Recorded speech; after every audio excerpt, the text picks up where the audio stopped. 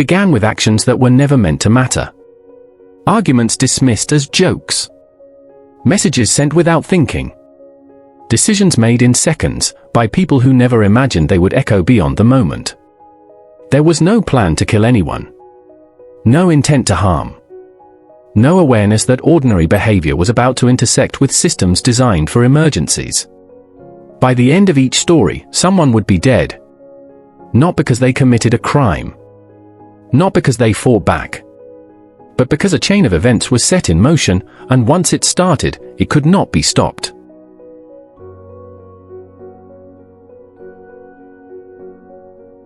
It was December 28, 2017, in Wichita, Kansas. The winter air was cold, dry, and quiet. Residential streets were mostly empty, the kind of calm that settles in after the holidays, when families are still indoors and the city feels paused. On West McCormick Street stood a modest single-family home, one of many nearly identical houses lining the block. Inside that house was Andrew Finch. Andrew was 28 years old. He lived there with family members, worked locally, and had no connection to the dispute unfolding hundreds of miles away. He had no criminal record. No history with law enforcement. That evening, he was doing what millions of people do without thinking twice, relaxing at home. At 5:32 p.m., Wichita police received a 911 call. The caller's voice was calm. Controlled. Specific. He claimed he had shot his father. That his mother was being held hostage. That there was gasoline poured around the house and he was prepared to light it on fire. He provided the address. He described weapons. He described intentions. Every detail was designed to trigger one response. Police treated it as an active hostage situation. Within minutes, patrol cars converged on the address. Officers were told they were responding to a potentially armed suspect who had already killed someone and was threatening to kill more. The situation, as described, allowed no margin for error. Officers positioned themselves outside the house. Weapons drawn. Commands ready. Inside, Andrew Finch had no idea any of this was happening. There was no shouting. No warning shots. No phone call to the house. The first sign that something was wrong came when Andrew opened his front door. Body camera footage later showed him stepping onto the porch. He was not holding a weapon. His hands were at his sides. He appeared confused. An officer shouted commands. Accounts later differed on exactly what was said and how quickly. What is known is that within seconds, an officer fired a single round. The bullet struck Andrew in the chest. He collapsed on the porch. Paramedics were called, but the injury was catastrophic. Andrew Finch died where he fell, outside his own home, less than a minute after opening the door. Only afterward did the truth begin to surface. There was no hostage. No gasoline. No gun inside the house. No crime in progress. The call had been fake. The address had been chosen deliberately, not because Andrew was involved, but because someone else had lost an online argument and wanted to retaliate. The caller expected chaos. Fear. Police surrounding the wrong house. He did not expect someone to die. The man who made the call was later identified as Tyler Barris. He had a history of making hoax threats and false emergency reports. In this case, he had been given Andrew Finch's address by another individual as part of an online dispute over a video game wager. Andrew Finch was never part of that exchange. His role in the chain of events was limited to one thing: living at the wrong address. Investigators reconstructed the timeline carefully. From the moment the call was placed to the moment Andrew was shot, less than 15 minutes passed. Every decision made in that window followed protocol based on the information officers believed to be true. But the information was false. The environment did the rest. A quiet street. A front porch. A man opening his door. Officers expecting an armed suspect. There was no dramatic confrontation. No standoff. No final words. Just a brief moment where fear, training, and misinformation collided. In the months that followed, Andrew Finch's death became a national case study in the dangers of swatting. Law enforcement agencies across the country reviewed how emergency calls were verified. Some departments changed how they handle reports involving hostage claims. Others introduced additional confirmation steps when calls originate from out-of-state or online sources. In 2019, Tyler Barris was sentenced in federal court to 20 years in prison for multiple hoax threats, including the call that led to Andrew Finch's death. The sentence acknowledged responsibility. But it did not reverse the sequence. The door still opened. The command was still shouted. The shot was still fired. Andrew Finch did not die because he made a mistake.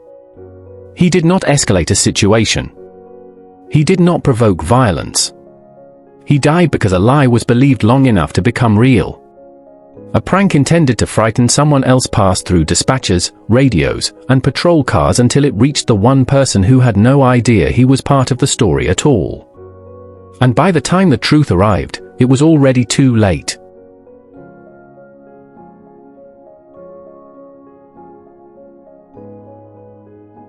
It was early December 2012, in London. Winter had settled in, bringing shorter days and long, dark evenings that seemed to press in on the city. Inside King Edward VII's hospital, the atmosphere was controlled and subdued, shaped by routine and protocol rather than urgency. The hospital was accustomed to discretion. It treated high-profile patients, including members of the royal family, and privacy was not a preference, it was an expectation woven into every corridor and every conversation. Nothing about that morning felt unusual. Jacinta Saldana was working a routine shift. She was 46 years old, an experienced nurse, known by colleagues as conscientious, careful, and soft-spoken. She had been born near Mangalore, in India, and had built a life in the United Kingdom with her husband and 2 children. Her work placed her at the front line of communication within the hospital, answering phones, directing calls, transferring information according to procedure. It was the kind of role designed to be invisible. That morning, the phone rang. Calls were constant in a hospital like this: patients' families, internal departments, administrative inquiries. This one sounded no different at first. The callers introduced themselves as members of the British royal household. Their accents were polished. Their tone was formal, confident, and unhurried. They spoke as if the call were expected, as if it were merely one more administrative step in an already unfolding process. They asked about the condition of Catherine, Princess of Wales, who had been admitted days earlier. Jacinta paused. Hospital policy was clear: patient information, especially involving high-profile individuals, was strictly controlled. But nothing about the call raised alarms. There was no laughter, no urgency, no attempt to rush her or force details.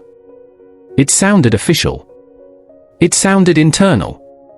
It sounded like business that had simply reached the wrong desk. Faced with a situation that appeared legitimate, Jacinta followed procedure as she understood it. She did not give details herself. Instead, she transferred the call to another nurse, someone she believed was authorized to handle it. The call ended. For Jacinta, it was one interaction among dozens that day. A phone answered. A call transferred. Another task completed. There was no indication that anything unusual had occurred. The realization came later. The voices on the line had not belonged to palace officials. They belonged to 2 Australian radio presenters, recording a prank segment for a morning show. The call had been planned as entertainment. The conversation had been recorded without consent, edited, and broadcast. Within hours, the audio was everywhere. Radio stations replayed it. News outlets picked it up. Online platforms shared clips stripped of context. Headlines described it as a harmless joke that had gone too far. The hospital issued statements. Media organizations debated ethics. The radio station removed the audio and apologized. But the exposure had already spread beyond control. Jacinta's voice, her calm, professional voice, was replayed again and again. A moment that had lasted minutes was dissected across continents. Her name appeared in articles. Her workplace became a focal point of international attention. Inside the hospital, life continued. Jacinta returned to work. There was no public reprimand. No immediate disciplinary action. Investigations later confirmed that she had followed protocol as she understood it. No laws had been broken. No malicious intent existed in her actions. But the attention did not slow. Colleagues later said she appeared quiet, withdrawn. For someone trained to operate behind the scenes, the sudden visibility was overwhelming. The hospital environment, once defined by order and anonymity, now felt exposed. Every shift carried the weight of knowing her voice had been heard by millions who did not know her, who would never meet her, but who now had opinions about a moment they did not experience. The prank had ended when the call disconnected. The consequences had not. 3 days later, on December 7, 2012, Jacinta Saldana was found dead. She had taken her own life. There was no note assigning blame. No message of accusation. No attempt to explain or justify. Just a life that had been placed, abruptly and without preparation, at the center of a global storm. The aftermath unfolded slowly. Public apologies were issued. Broadcasters reviewed prank policies. Discussions about consent, media ethics, and mental health in high-pressure workplaces filled opinion columns and panels. Hospitals revisited staff support systems. Committees debated where responsibility should begin and end. None of it changed the sequence. A phone rang. A call was answered. A transfer was made. A recording was broadcast. A private professional interaction became public entertainment. A routine moment became a defining event. A person who never sought attention became its focus overnight. Unlike a joke that fades once the laughter stops, this one lingered. It followed her through headlines. It followed her into silence at work. It followed her home. And when everything else finally stopped, it was the quiet that remained.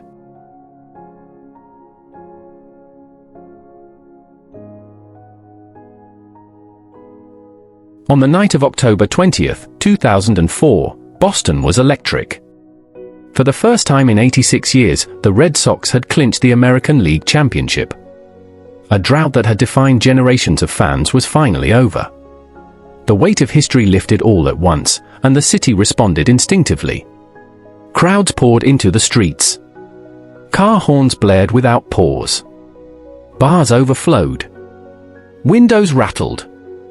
Strangers hugged and shouted at one another as if they had known each other their entire lives. It was loud. It was chaotic. And it was supposed to be harmless. This was celebration as release. Years of frustration, superstition, and near misses spilled out onto sidewalks and intersections. People climbed light poles. Music echoed between buildings. The city felt uncontained, but not hostile, at least not yet. Victoria Lee Snellgrove was 21 years old.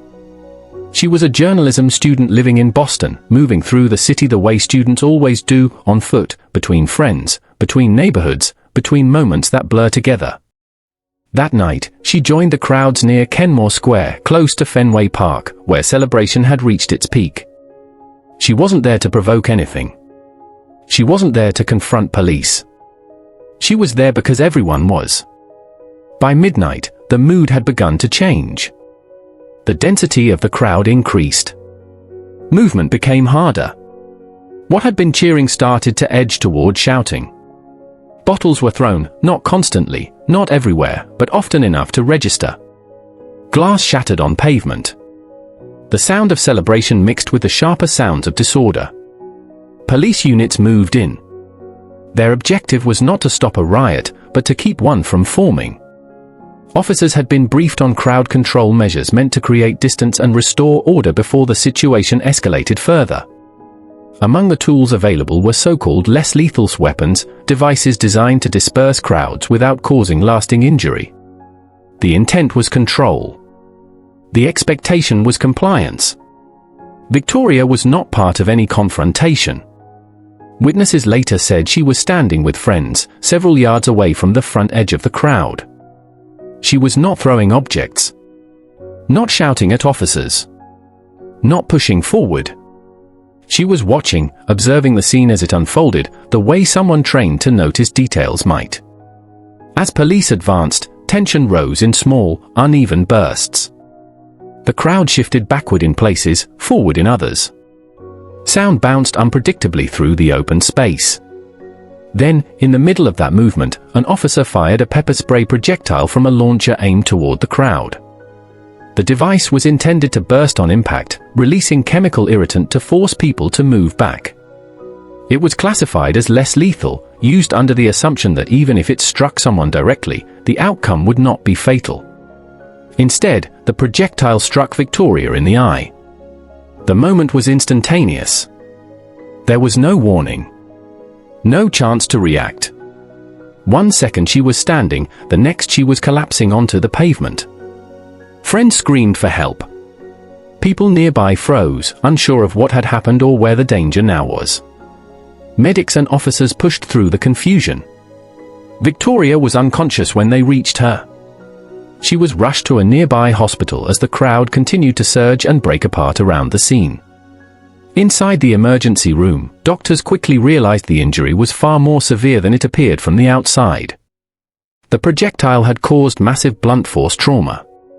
Internal bleeding progressed rapidly. Surgeons worked through the night, but the damage was extensive and uncontrolled. Early the next morning, October 21, 2004, Victoria Lee Snellgrove went into cardiac arrest. She died without regaining consciousness. Elsewhere in Boston, the celebration faded naturally. Streets cleared. Bars closed. Cleanup crews moved in. By daylight, the city began returning to routine. But the story had changed. Victoria had not been trampled. She had not been caught in a fight. She had not engaged police in any way. She had been standing in a public space, during a public celebration, when a tool labeled less lethal became fatal. Investigations followed. The Boston Police Department suspended the use of pepper spray launchers. Crowd control policies were reviewed and rewritten. Training protocols were re-evaluated. The city acknowledged that tactics meant to manage disorder had, in this case, produced a catastrophic outcome. No criminal charges were filed against the officer who fired the round. The intent had not been to kill. The weapon was not classified as lethal. The action was taken under pressure, in seconds. But the outcome was final. A championship ended. The streets cleared. The city moved on. Victoria Lee Snellgrove did not. Her death became a permanent reference point in discussions about public safety, crowd control, and the unpredictable consequences of force used in moments meant to remain temporary. In this story, there was no prankster on the phone. No joke recorded for an audience. No single decision aimed at her. Just momentum. Noise. A dense crowd trying to move all at once. And one split-second action meant for no one in particular, intersecting with one person standing exactly where she should have been safe.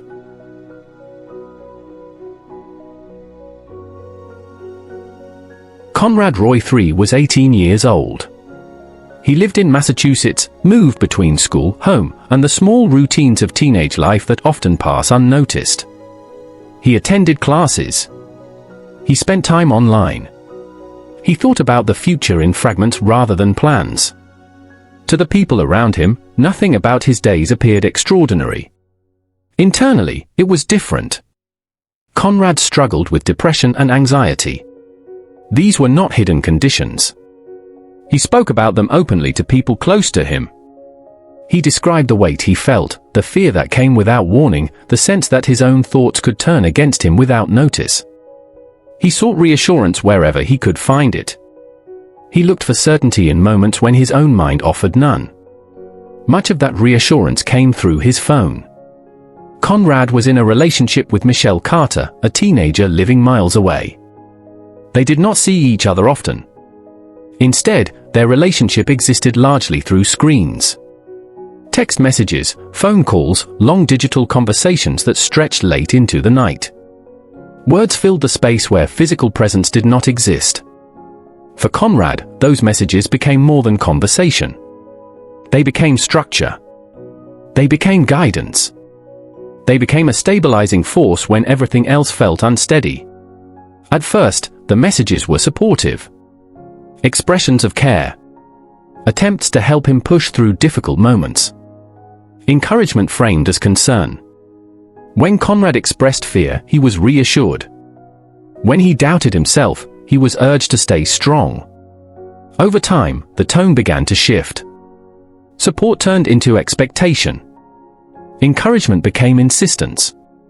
Conversations about doubt were reframed.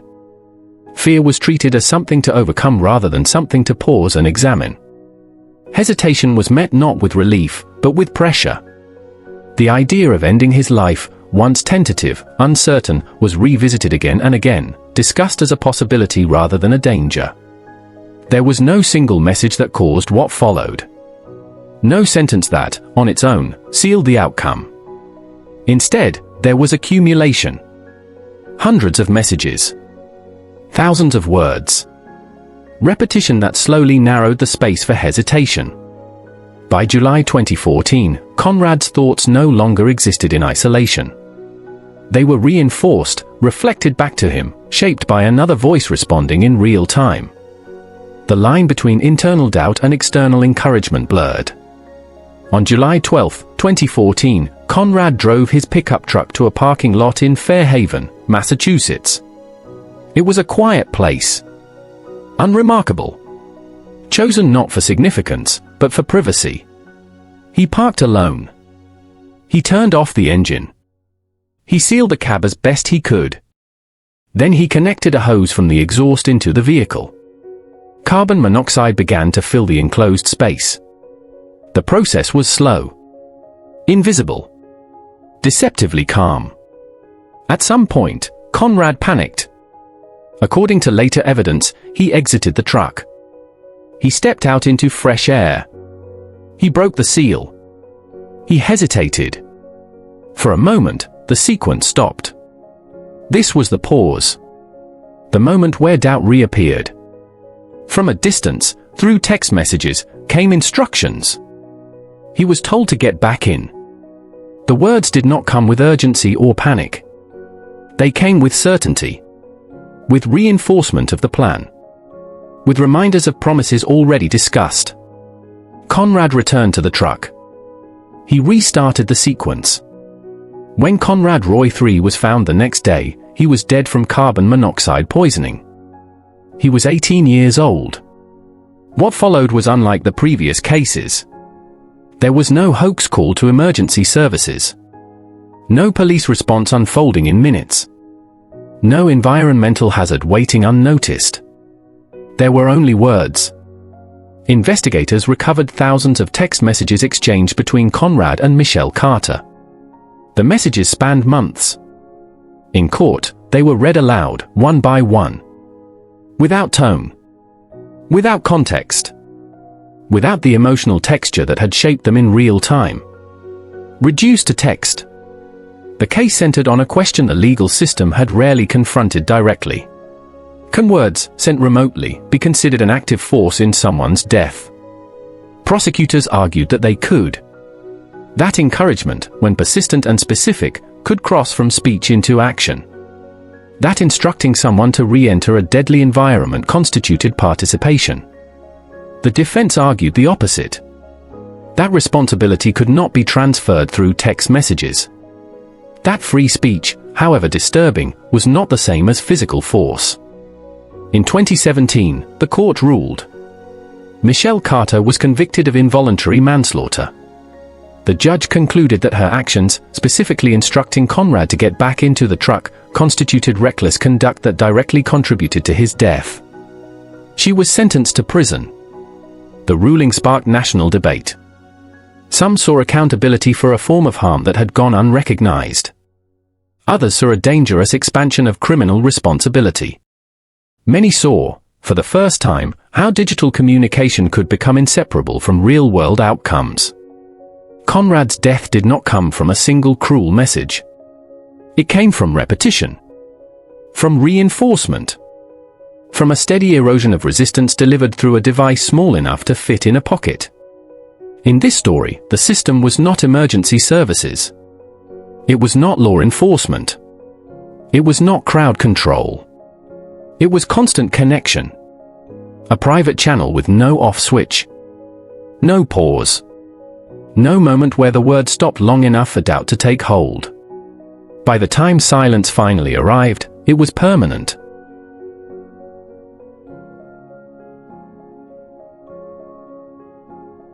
Frank Hayes lived in the United Kingdom. He was older, retired, settled into the routines that define later life. His days followed familiar patterns. Mornings unfolded slowly. Afternoons passed quietly. Evenings ended early. His surroundings were predictable, his habits well-worn. It was a life shaped by stability rather than surprise.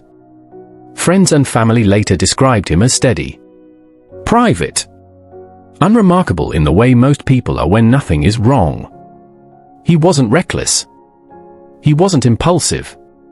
He wasn't someone who sought excitement or attention. His body reflected that stage of life as well. It worked, but cautiously. Systems that once absorbed stress without consequence now responded more slowly. Recovery took longer. Sudden strain carried more weight than it once had. None of this was unusual. It was simply how aging expressed itself. The idea that night was simple. A scare. A sudden surprise. Something quick enough to end almost as soon as it began. The goal wasn't cruelty. It wasn't humiliation. It was meant to provoke a momentary jolt, followed by laughter, relief, maybe a hand to the chest and a comment about how fast the heart had raced. A prank designed to pass cleanly, leaving nothing behind. Accounts differ on the exact setup. Some details blurred in retelling. Some were lost entirely. What remained consistent was the intention.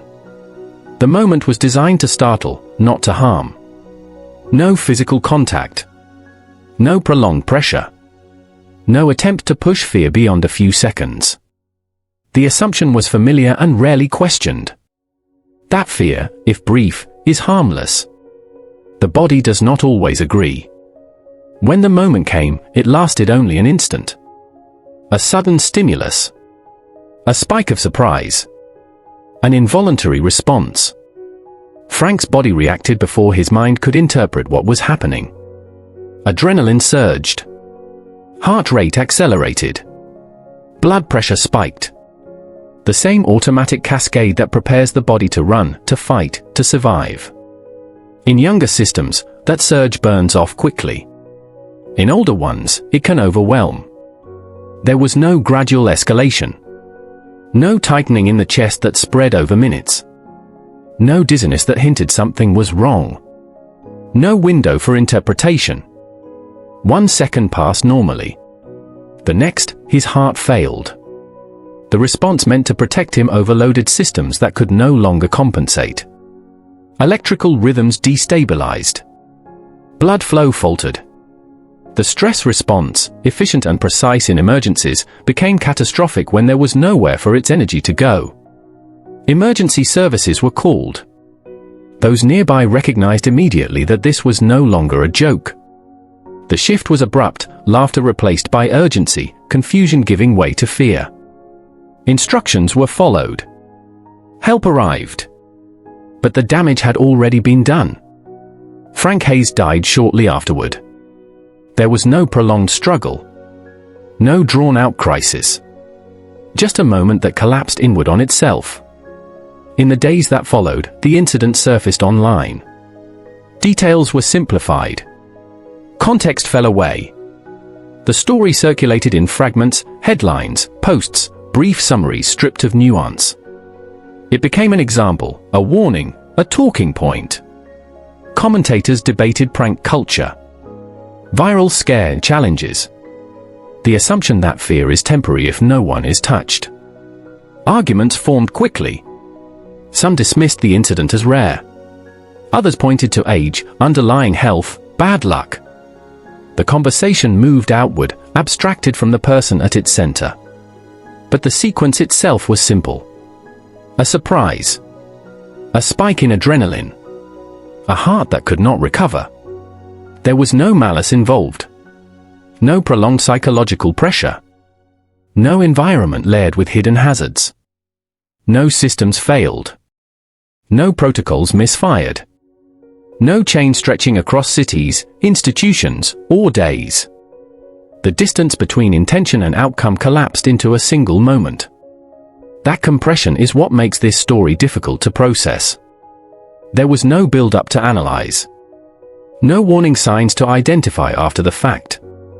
No clear place where intervention could have changed the outcome once the moment began. The prank passed instantly. The physiological response did not. In this final story, nothing lingered except the result. There were no recordings replayed. No courtrooms parsing messages. No investigations revising policy. Just the quiet realization that fear, however brief, can exceed the margin some bodies have left. What was meant to scare passed in seconds. What followed did not.